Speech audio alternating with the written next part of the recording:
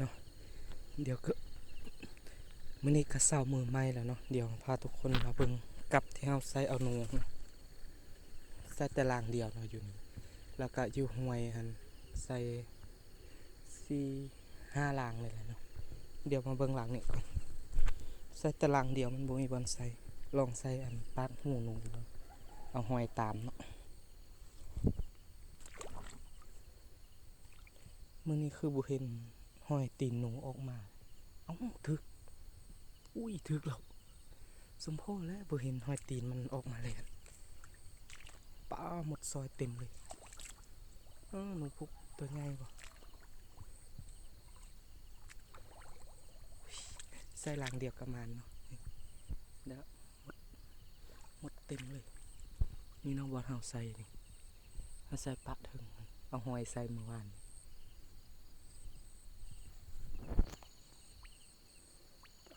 โธ่บ่หอย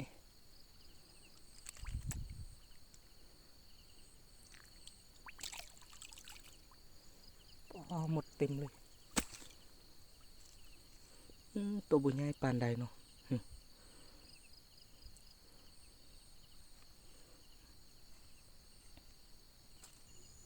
มันต้องยังมีโตอีกเนาะเพราะว่าตัวนี้มันก็ตัวบุญใหญ่เพราะว่าเห็นหอยตีนมันหอยตีนบักใหญ่เดี๋ยวมื้อหน้าเฮามาใส่เอาอีกเนาะตัวนี้โตห้ามๆเนาะมันบ่ทันใหญ่ปานใดเดี๋ยวไปเบิ่งอยู่แคมป์ห้วยเนาะแคมป์ห้วยเฮาใส่เอานกหนูมันคือสิบ่ได้ดอก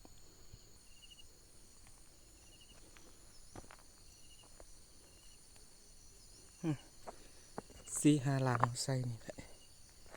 คือสิบ่ถึกเนาะถ้าว่าถึกเห็นแล้วโอ้ยนกเนี่ยมันมาคือมาจับอยู่นี่โอ้มันคือบ่กินกลับเฮาอะเอากลับหลังนี่ลั่น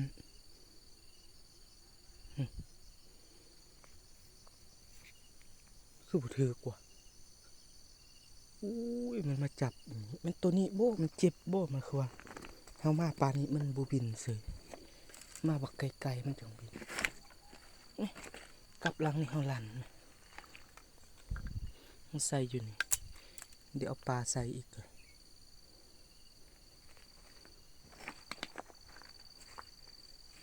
หลังนี่มันคือเก่าอยู่ปลาก็ยังโอ้นกเมื่อกี้มันนอนอยู่ต้นไม้นี่แล้วก็ซองลางอยู่นี่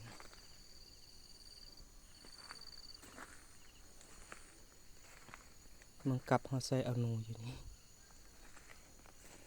เอาตัวยังกินหอยคือหมดวะ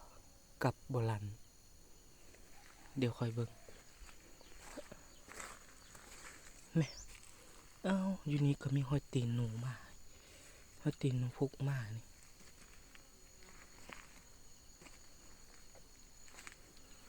กับมันคือเก่าอยู่มีปลาคือเก่าอยู่หลังนี้คือกัน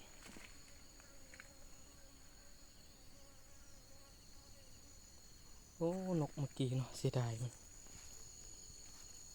เดี๋ยวเราจะตามเหยื่อใหม่เนาะเหยื่อนี่มันบ่ได้มันเหม็นแล้วนี่เนาะเราตามใส่ไม้แล้วเอาปลาเค็งตามกับปลาซิวปะข้าง2 ตัวใส่ได้หลังแล้วทางลมหัน2เป็น4-5 ลางกับลางนี่เราใส่เอานมเห็นบอกหูหนูได้นี่เอาหอยตามเนาะยังอีกลางหนึ่งที่เราใส่โบราณลางนี้เนาะเราใส่โบราณนี่หอยหมดเลยเดี๋ยวเราเอาไปใส่เค็มนองทางนั้นเนาะเสาร์นี้เราได้หนูตัวเดียวเนาะกับลางหนึ่งเราได้บ่ได้เดี๋ยวแล้วตอนแรกเขาจังไม่เบิ่งอีกกับใส่เอานกนี่บางทีถ้าฝนบ่ตกเมื่อคืนถ้าว่าจิมาเนาะฝนตกเขาก็เลยบ่มาถ้าว่าตอนแรกนี่ฝนบ่ตกเขาจะมาไต่หนูไต่นกแถวนี้เนาะเขามาไต่หนูกลางคืนเนาะไต่เขียดพร้อมเขายิงหนูแล้วนี่หนูน้อยตก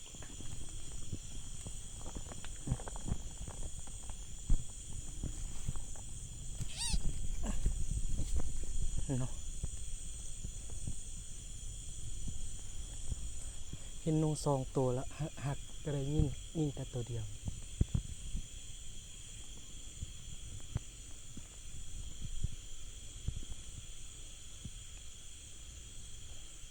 เดี๋ยวจังน้อยเฮาจังไปยามกลับเนาะเฮาการแคมห่วยก่อนเดี๋ยวเฮาจังไปเบิ่งกลับที่เฮาใส่5-6 ลางเนาะ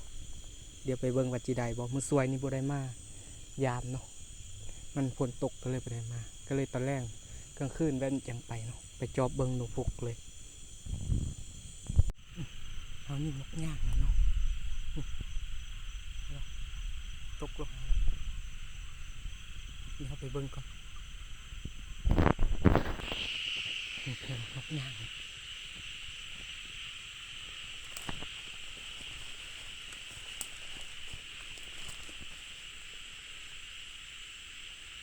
ยังบ่ตายขาวๆเนาะ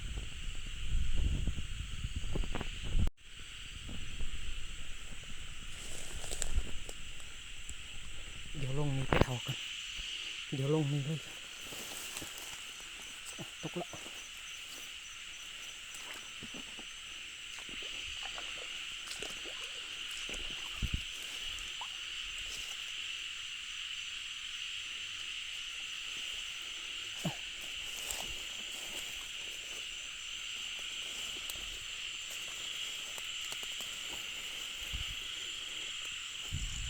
มันยังบ่ตาย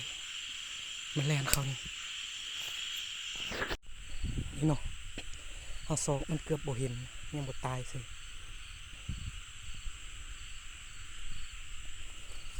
หลีอยู่เนาะเขาคิดว่ามันไปโซกเท่านั้นจนว่า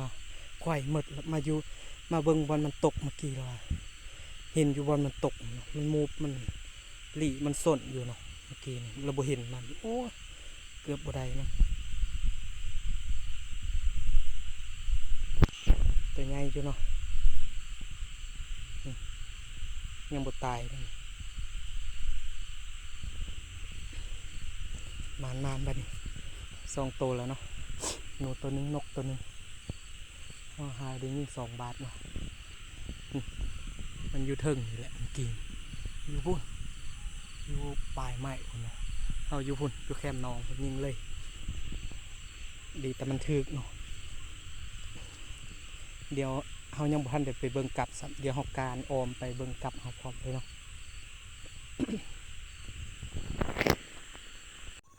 เบิ่งกลับเฮาใส่มันฝนตกแห้งน้ำท่วมหมดเลยจมอยู่น้ำหลังนี้ยังอีกหลังนี้เนาะหลังนี้ก็จมอยู่น้ำคือกันเดี๋ยวเบิ่งหลังเฮาใส่เอาหนูกับทางลุกจมอยู่น้ำเอาใส่เอาหนูอยู่นี่แหละ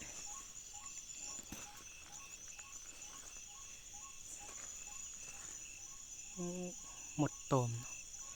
บุมีหนูอยู่คือบ่ออกมากิน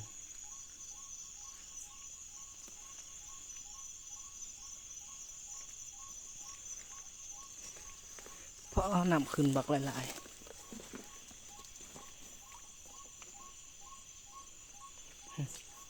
กับเอาพี่หลังนึงอยู่ฮะยังบ่ลันเนาะโอเคเนาะเดี๋ยวนี้เขาก็จะกลับบ้านแล้วเนาะเขาพยายามกลับเมื่อกี้บ่ได้เนาะดีแต่ได้นกย่างตัวนึงเนาะแล้วก็เครียดเขาตายได้หน่อยนึงก็หนูตัวนึงเนาะมื้อนี้ได้ประมาณอยู่เนาะได้ยิงปืน2 บาทได้2 ตัวหนูตัวนึงนกตัวนึงเนาะโอเคเนาะสำหรับคลิปนี้ขอจบสักนิดเนาะแล้วพบกันใหม่คลิปหน้าเนาะนี่เนาะขากลับเขายิงหนูอีกตัวนึงพอดีได้หนู2 ตัวเนาะคืนนี้ไก่หอดเหือนแล้วเนาะ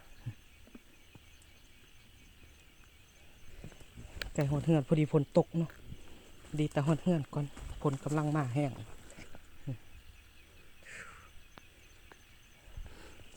มันคืนนี้เนาะ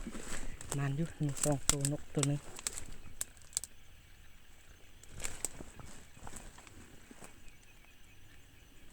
เดี๋ยวเมื่อก่อนฝนตกแล้ว